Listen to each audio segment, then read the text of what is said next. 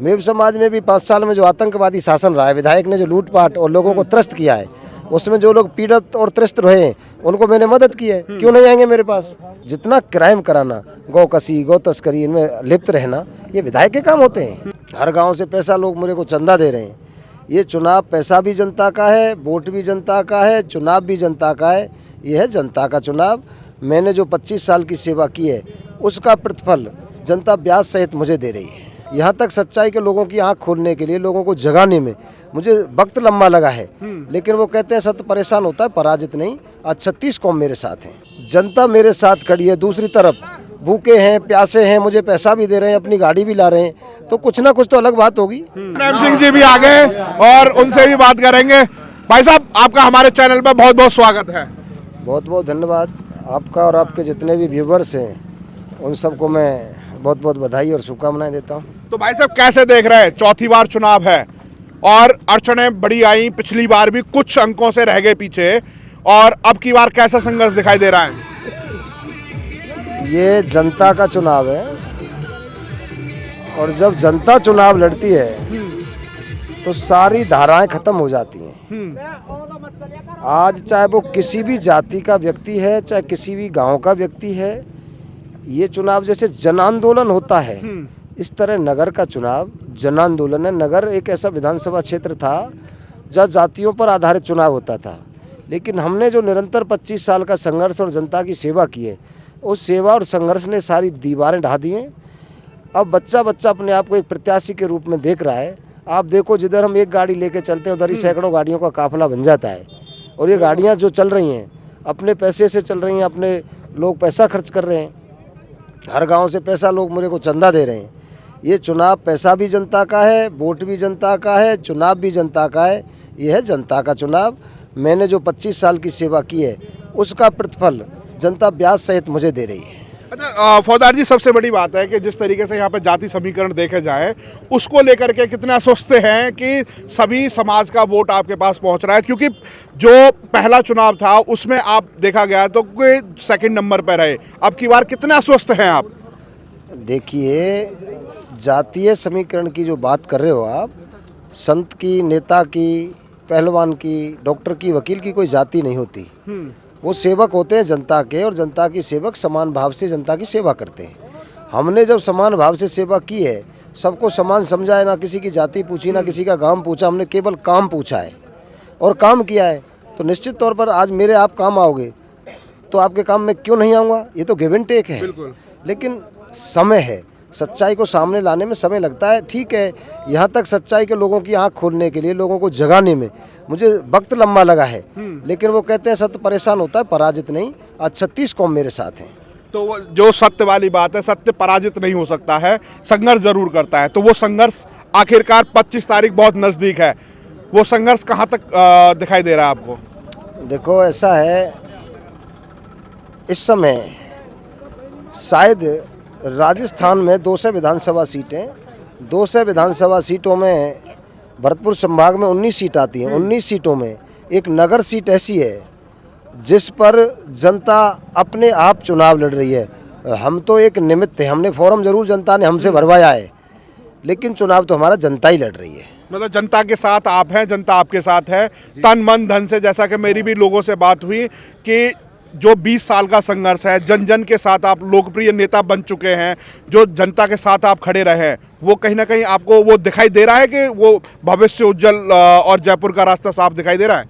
देखिए, मैंने जनता को हमेशा सर पे रखा है, और मेरा संबंध जहाँ है, जिस गांव में है, चाहे किसी भी गली में है, चाहे किसी भी बिरादरी में है, वहाँ मैंने नेता और वोटर जैसा संबंध ही नहीं रखा। मेरा जिससे रिश्ता है वो पारिवारिक रिश्ता है, और एक परिवार की तरह जनता में घुल मिल के मैं रहता हूँ। मैंने अपने आप को कभी नेता समझा ही नहीं, और ना मैं नेता बनना चाहता।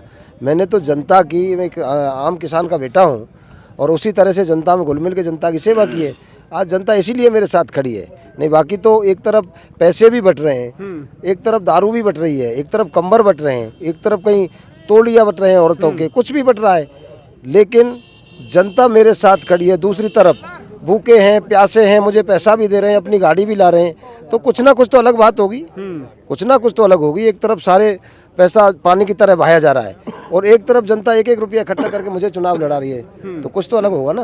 अच्छा फौजदार जी, एक बात समझ में आ रही है कि जैसा कि मैं आपके बारे में थोड़ा सा जानने की कोशिश कर रहा था, तो यहाँ पर मेव संख्या है, मुसलमानों की भी कुछ वोटर्स हैं, कुछ गुजर हैं। गुजर तो कांग्रेस के सचिन पायलट की वजह से साथ रहेंगे, मुसलमान की वजह से वो वाजिद अली के साथ कांग्रेस के। तो कहाँ तक आप संभव मानते हैं कि उनमें से आप सेंध लगा पाएंगे? मैंने आपको एक बार कहा, आप शायद मेरी बात का अर्थ समझे नहीं। मैंने कहा ना कि जाति की दीवारें ढह चुकी हैं। हमने जिसका काम किया है, जातियां, बच्चों की शादियां जब होती हैं, बच्चों की शादी के समय जाति और गोत्र देखे जाते हैं। ये वोट है और वोट आदमी वहाँ देता है जो आदमी के काम आता है। हम जनता के काम आए तो वोट हमारे पास आएगा, चाहे वो गुजर का है चाहे मेवों का है। मेव समाज में भी 5 साल में जो आतंकवादी शासन रहा है, विधायक ने जो लूटपाट और लोगों को त्रस्त किया है, उसमें जो लोग पीड़ित और त्रस्त रहे हैं उनको मैंने मदद की है। क्यों नहीं आएंगे मेरे पास? वो तो 3 तारीख को जब रिजल्ट खुलेगा, जब आपको एक ऐसा परिणाम सामने आएगा जो लोग सोच नहीं सकते। गहलोत साहब की सरकार रही, 5 साल चली और उसमें जैसे विधायक रहे वाजिद अली, तो वो तो कह रहे हैं कि हमने तो जनता के लिए दिन रात 24 घंटे खड़े होकर के सेवा की है। आपके पास समय है क्या? आपके पास समय हो तो आप ऐसा करो, गाड़ी ले जाओ मेवात में। हिंदुओं के काम में की तो बात ही छोड़ो, आप मेवात में जाओ पहले। चोरगढ़ी, बनेनी, चंदा का आवास और उसके खुद के गांव की तरफ भी जाना। कोई 4 रास्ते अच्छे बने पाए तो आप मुझे कह देना, हाँ यहाँ विकास की गंगा आ रही है। आप मुझे बता देना कि यहाँ मुझे विकास मिला। केवल कागजों में विकास कर लेना। युवा पीढ़ी मेव समाज की थी, उसको OLX ठगी में, ऑनलाइन सेक्स टॉर्शन और उसके आंदोलन, उसमें अपराधों में फंसा देना और जितना क्राइम कराना, गौ कसी, गौ तस्करी, इनमें लिप्त रहना, ये विधायक के काम होते हैं। ये तो एक क्रिमिनल टाइप आदमी होते हैं, वो ऐसी हरकतें करते हैं। जैसा कि अगर हम मानते हैं कि अगर आप जैसे कि अभी जो आपका संघर्ष है और हम मानते हैं कि आपका जयपुर का रास्ता साफ हो रहा है, तो सबसे पहले आपके ऐसे कौन से काम होंगे जो नगर विधानसभा के लिए बहुत अच्छे रहेंगे? सबसे पहला काम तो यही होगा कि जनता अपना हक मांगना सीख जाए, जनता सीधे नेता से बात कर सके। बीच में जो एजेंट होते हैं, दलाल होते हैं, वो दलाली खत्म हो, जनता का और नेता का सीधा संवाद हो, सीधी बात हो और अपने जो बात है, काम की बात सीधे जनता के काम हो। और छोटे छोटे कामों के लोग ऑफिसों के चक्कर लगाते, चक्कर खत्म होने चाहिए। एक आम आदमी छोटे से काम के लिए रोजाना तहसील में और थाने में चक्कर लगाते हैं, ऐसा नहीं होना चाहिए। और ये जब होते हैं जब विधायक थाने पर SHO पैसे लेके लगाते हैं, तहसीलदार पैसे लेके लगाते हैं। जो विधायक पैसे लेके लगाएगा तो वो तो जनता से ही लूटेगा, वो अपने तनख्वाह में से थोड़ी देगा।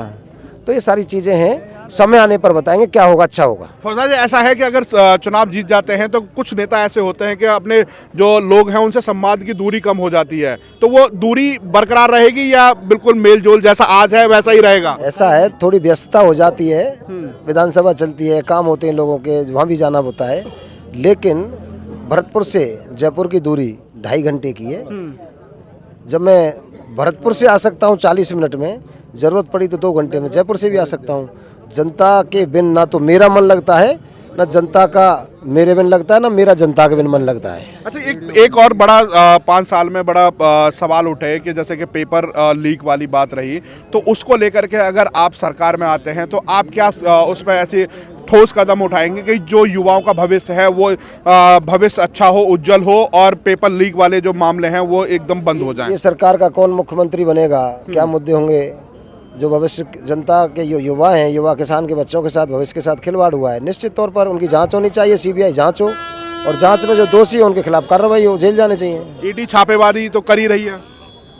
देखो, ED एक तो छापा दिखावटी होता है, एक ठोस कार्रवाई होती है। सबको पता है, सबको पता है कि जलेबी रस कहाँ से पी रही है, लेकिन केवल दिखावटी कार्रवाई हो रही है। ओरिजिनल होती तो पसीना आ जाता। बहुत बहुत धन्यवाद। तो आपने देखा कि हमारे साथ मैम सिंह फौजदार जी थे और उन्होंने अपनी बेबाक राय और यहाँ पर रखी।